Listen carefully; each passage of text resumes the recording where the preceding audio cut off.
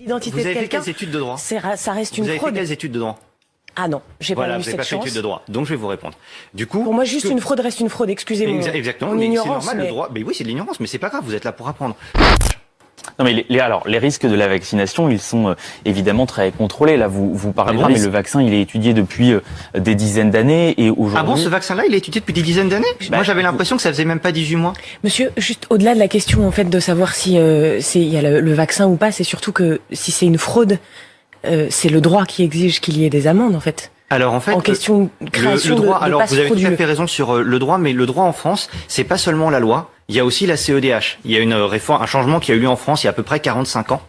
C'est que le droit international fait partie de notre droit, notamment la CEDH. Et là-dessus, on a un arrêt de principe de la CEDH du 8 avril dernier, et la CEDH a rendu un arrêt de principe, grande chambre, avec toute la publicité, en disant c'est notre arrêt de principe sur la vaccination obligatoire. Donc, quand on dit le droit, il faut commencer par regarder la CEDH qui est au-dessus de la loi. On est d'accord. Du coup, la CEDH nous dit il y a tout un ensemble de conditions à respecter pour qu'on puisse imposer une vaccination obligatoire. Mais si c'est une fraude, quoi qu'il arrive. Et Enfin, alors, je veux dire, est-ce que... Non. On peut pas dire Ah, parce si, on peut. parce que on a une interprétation sur la justification ou non du vaccin, une fraude n'est plus une fraude. Ça n'existe si. pas en fait. Bah si.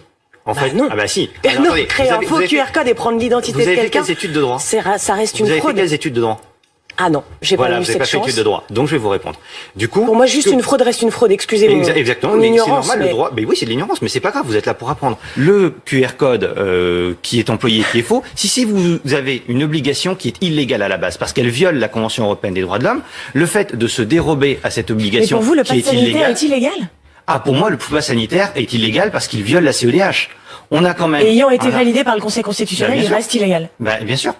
Enfin, on est quand même Partant de ce d'accord que principe-là, je non, mais pense ça me que paraît être une effectivement- base. Non, mais ça paraît être une base. On veut dire, en France, on est d'accord qu'il y a des traités internationaux. Si vous respectez la Constitution et que vous violez un traité international, on est d'accord que vous êtes en train de violer le droit. C'est que dans les pays de la CEDH, il y en a une cinquantaine, l'Ausweis vaccinal est extrêmement minoritaire. Les pays qui ont mis en place ce système se comptent sur les doigts d'une main ou peut-être des deux. Dans l'immense majorité des pays du monde, et dans des pays qui sont pas forcément connus comme étant très protecteurs des libertés, je sais pas, la Russie, le Vietnam, il n'y a pas d'Ausweis vaccinal.